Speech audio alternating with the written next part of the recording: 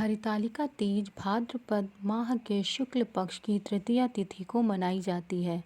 इस साल हरितालिका तीज 21 अगस्त को पड़ रही है। शास्त्रों के अनुसार हरितालिका तीज को सबसे बड़ी तीज माना जाता है। हरितालिका तीज से पहले हरियाली और कजरी तीज मनाई जाती है। शास्त्रों के अनुसार इस व्रत को रखने से अखंड सौभाग्य की प्राप्ति होती है। यह एक ऐसा व्रत है जिसे सुहागिनों के अलावा कुंवारी कन्याएं भी रखती हैं। हरितालिका तीज में भगवान शिव और माता पार्वती की पूजन की जाती है। हरितालिका तीज में भगवान शिव और माता पार्वती की विधि विधान से पूजा की जाती है। हरितालिका तीज शुभ मुहूर्त इस प्रकार है। हरितालिका तीज पूजा मुहूर्त सुबह 5:54 से सुबह 8:30 तक है। शाम को हरितालिका तीज पूजा मुहूर्त शाम 6:54 से रात 9:06 तक है। तृतीया विधि प्रारंभ होने का समय 21 अगस्त की रात 2:13 से है। तृतीया तिथि समाप्त होने का समय 22 अगस्त रात 11:02 तक है। हरितालिका तीज पूजा विधि इस प्रकार है।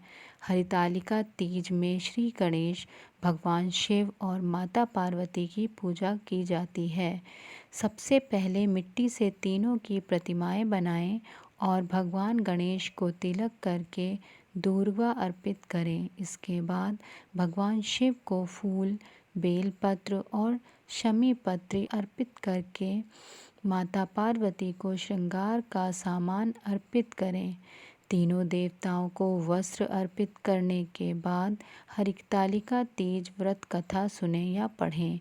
इसके बाद श्री गणेश की आरती करें और भगवान शिव और माता पार्वती की आरती उतारने के बाद भोग लगाएं। इस व्रत के महात्म्य की कथा भगवान शिव ने पार्वती जी को उनके पूर्व जन्म का स्मरण करवाने के मकसद से इस प्रकार से कही थी।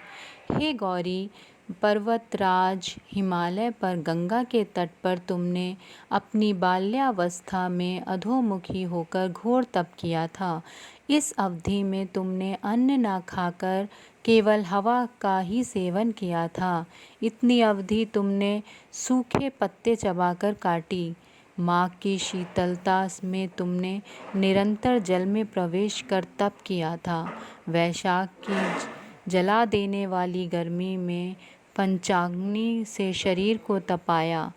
श्रावण की मूसलाधार वर्षा में खुले आसमान के नीचे बिना अन्न जल ग्रहण किए व्यतीत किया।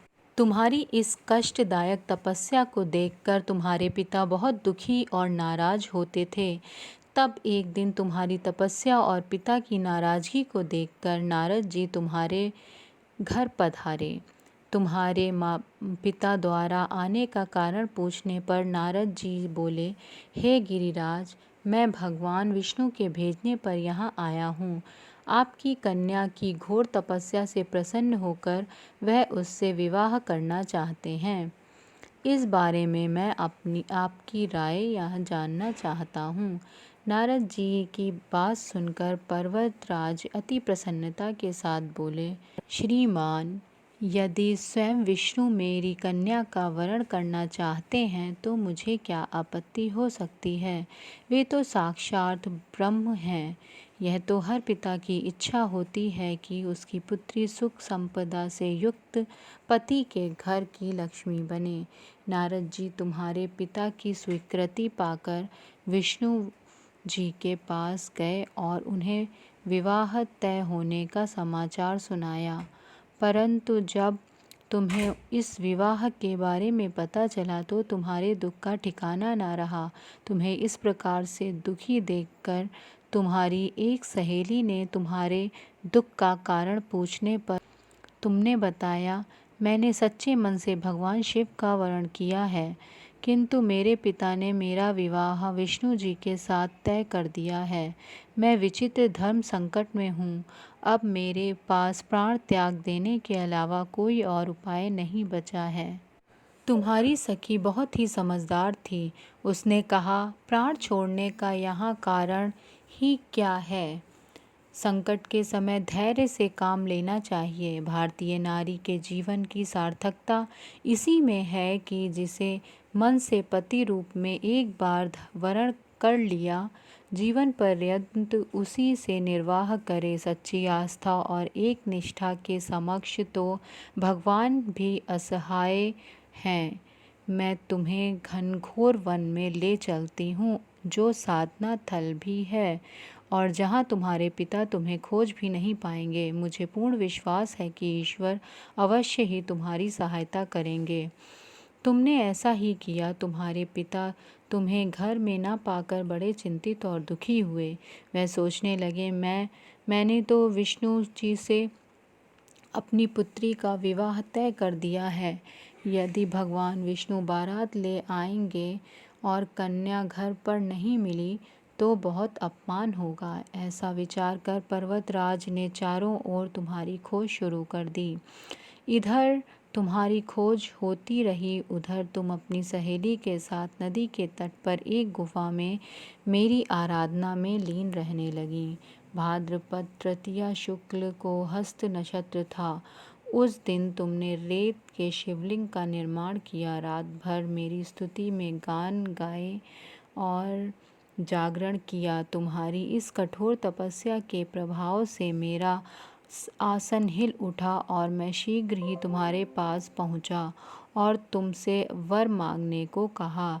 तब अपनी तपस्या के फलीभूत मुझे अपने समक्ष पाकर तुमने कहा, मैं आपको सच्चे मन से पति के रूप में वरण कर चुकी हूँ। यदि आप सचमुच मेरी तपस्या से प्रसन्न होकर यहाँ पधारे हैं तो मुझे अपनी अर्धांगिनी के रूप में स्वीकार कर लीजिए। तब तथास्तु कहकर मैं कैलाश पर्वत पर लौट गया। प्रातः होते ही तुमने पूजा की समस्त सामग्री नदी में प्रवाहित करके अपनी सखी सहित व्रत का वरण किया। उसी समय गिरिराज अपने बंधु बांधवों के साथ तुम्हें खोजते हुए वहां पहुँचे। तुम्हारी दशा देखकर अत्यंत दुखी हुए और तुम्हारी इस कठोर तपस्या का कारण पूछा। तब तुमने कहा, पिताजी, मैंने अपने जीवन का अधिकांश वक्त कठोर तपस्या में बिताया है। मेरी इस तपस्या के केवल उद्देश्य महादेव जी को पति रूप में प्राप्त करना है। आज मैं अपनी तपस्या की कसौटी पर खरी उतर चुकी हूँ। चूँकि आप मेरा विवाह विष्णु जी से करने का निश्चय कर चुके थे, इसीलिए मैं अपने आराध्य की तलाश में घर में चली गई। अब मैं आपके साथ घर इसी शर्त पर चलूँगी कि आप मेरा विवाह महादेव जी के साथ ही करेंगे। पर्वतराज ने तुम्हारी इच्छा स्वीकार कर ली और तुम्हें घर वापस ले आए। कुछ समय बाद उन्होंने पूरे विधि विधान के साथ हमारा विवाह किया। भगवान शिव ने आगे कहा, हे पार्वती, भाद्रपद की शुक्ल तृतीया को तुमने मेरी आराधना करके जो व्रत किया था, उसी के परिणाम स्वरूप हम दोनों का विवाह संभव हो सका। इस व्रत का महत्व यह है कि मैं इस व्रत को पूर्ण निष्ठा से करने वाली प्रत्येक स्त्री को मनवांछित फल देता हूँ। इस व्रत को हरतालिका इसीलिए कहा जाता है क्योंकि पार्वती की सखी उन्हें पिता और प्रदेश से हर कर जंगल ले आई थीं। हरत अर्थात हरण करना और आलिका अर्थात सखी। भगवान शिव ने पार्वती जी से कहा कि इस व्रत को जो भी स्त्री पूर्ण श्रद्धा से करेगी, उसे तुम्हारी तरह अचल सुहाग प्राप्त होगा। धन्यवाद।